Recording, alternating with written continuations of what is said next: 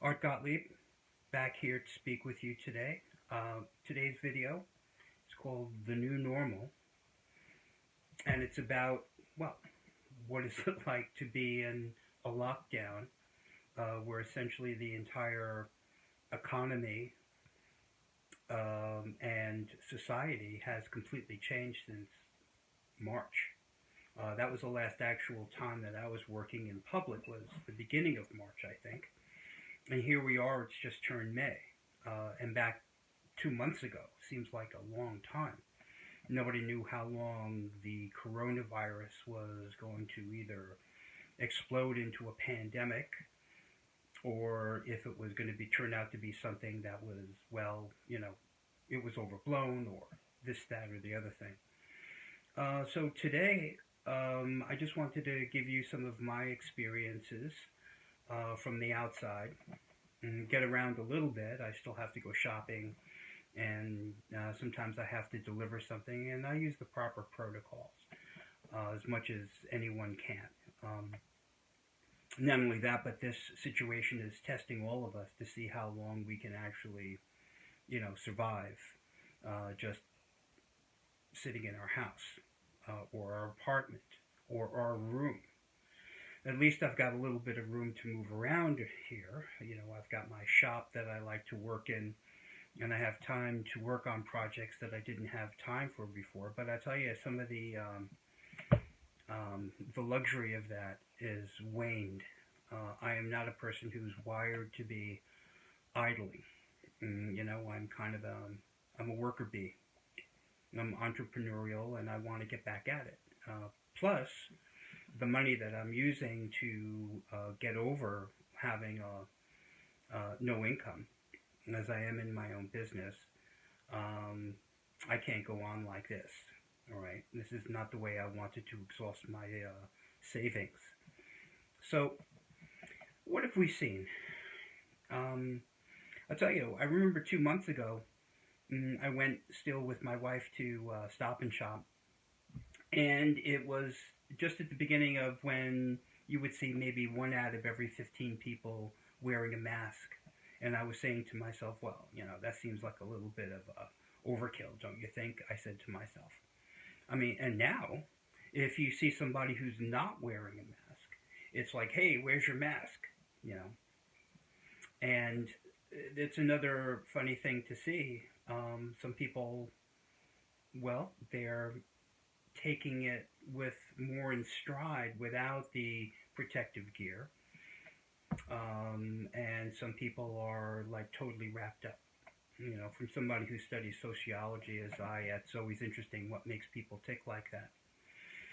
And also, my private practice, the people I'm speaking to, I've had a large window into other people's experiences. If somebody is caring for a loved one, a senior, or even children, whatever it is, you have another level of responsibility where your behavior impacts others. And that's true societally or in your own family. And everyone by now has been personally affected by something. I'm speaking to people who know people that have died. I was talking to somebody who wasn't able to be with their loved one when they died. And that's not something that anybody had even in the realm of possibility before any of this. So, like 9/11 2001, or maybe, I don't know, Pearl Harbor, I wasn't live then, of course.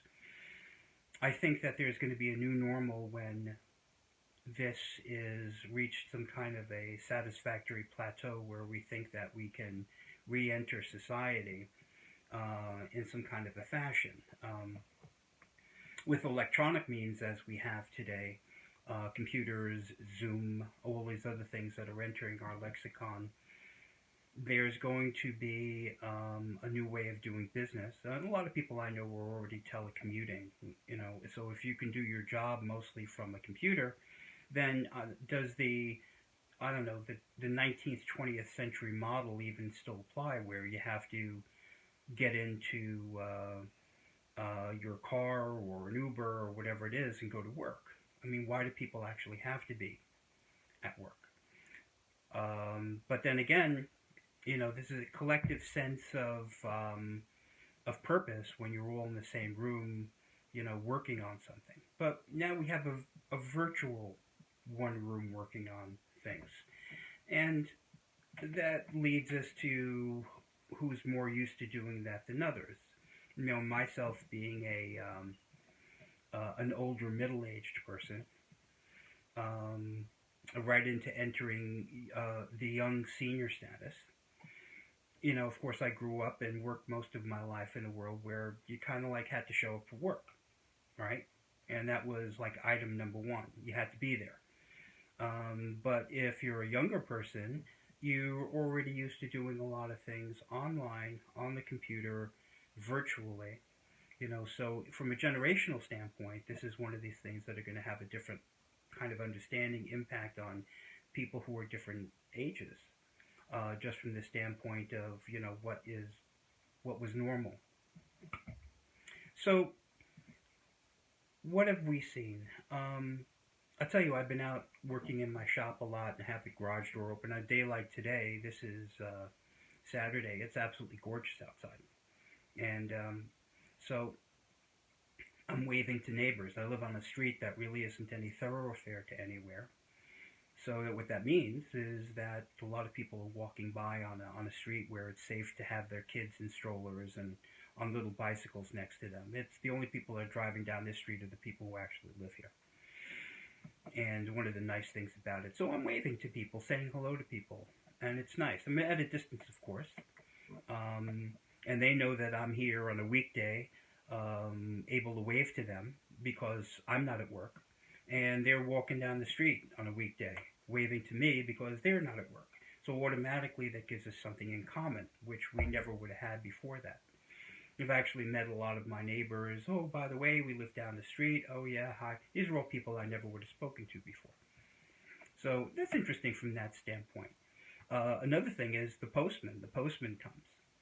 And he's a nice guy. And so if I see him coming, I'll walk out to the mailbox. And he's got his gear on. So gloves, etc. And he'll hand the mail to me. And I'll say, how's it going? And he'll say, yep. And then he told me the other day, he says, I'll tell you, I've got so many packages from Amazon. He says, people who never ordered a thing in their life online are now ordering stuff like crazy. Right? So there's another interesting thing from the postman standpoint. I got to tell you, because I've been working on a lot of projects, I've ordered a lot of things online. And then I stand there waiting for the damn thing to come like I'm a kid at Christmas, right? And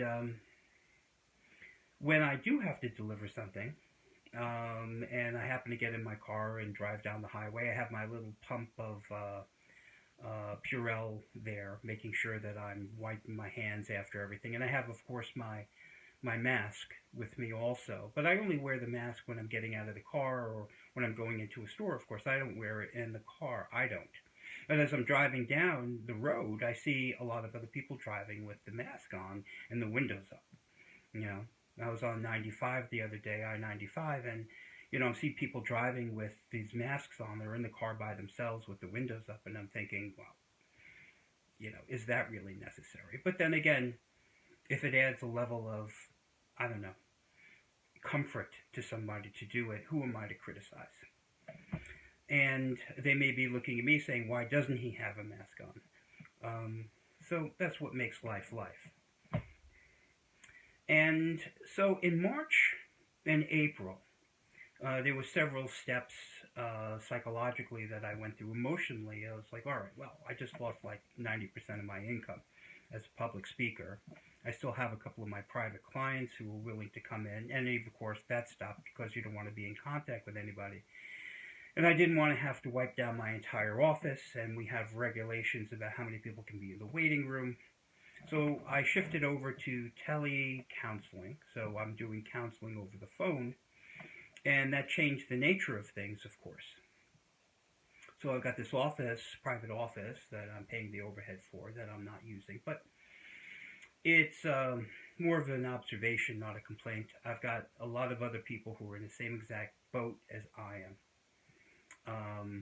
So then March turned into April, and some of the presentations I had got that were canceled in March, and then rolled over to April with the expectation that we were going to be back at it. Then those presentations got rolled into May, and then even June. And then it became clear that we might not actually be back to business until God knows when. I don't know, September. Maybe. Right? And what will be the new normal? One of the reasons why I started creating these videos, etc., is so that we can have a little bit of outreach, you and I, towards each other. Because I certainly miss seeing everybody that I'm used to talking to. Right? And now, at the beginning of May, people have kind of reached the limit of, all right, well, the novelty of this is worn off. I've made the best of it. And if I'm not a person who has a regular paycheck coming in all of this time, and I'm losing money, then I got to get back to work. And then I've got people telling me that, well, you shouldn't do that, but it's easy for them to say, I'm trying to figure out how to feed my family, or trying to keep from, I don't know, losing my home and my entire business that I've worked hard on. You see? And what I've noticed for people is a level of resentment towards those who are more secure in their lifestyles as far as their regular income is concerned, or their ability to telecommute from, an air-conditioned office, wherever it is, to say, well, everybody should just stay home. And then the other people who, have to still be at the job, who aren't working and aren't getting paid. I've noticed that there's this almost like a class difference, if you will, and that I feel is something that we're going to be talking about for a long time. It'll probably be one of the kind of undercurrents as an issue in the upcoming election this year. So the new normal is going to be by electronic means. Right, so we're going to have these videos, YouTube videos, different kinds of meetings by Zoom, and because we do still need our intellectual work to be completed, and we still do need to interact, and we are going to have to get on with this and make the best of whatever that new normal is. So the most important thing for me is that we all stay connected, and even though I miss seeing you in person and the interaction that we always have one-on-one, my heart is out with you, and I have you in my mind as we're making these discussions on these videos right now. So I look forward to seeing you soon, and in the meantime I'll be making more of these videos. And once again, Art Gottlieb, thank you for joining me.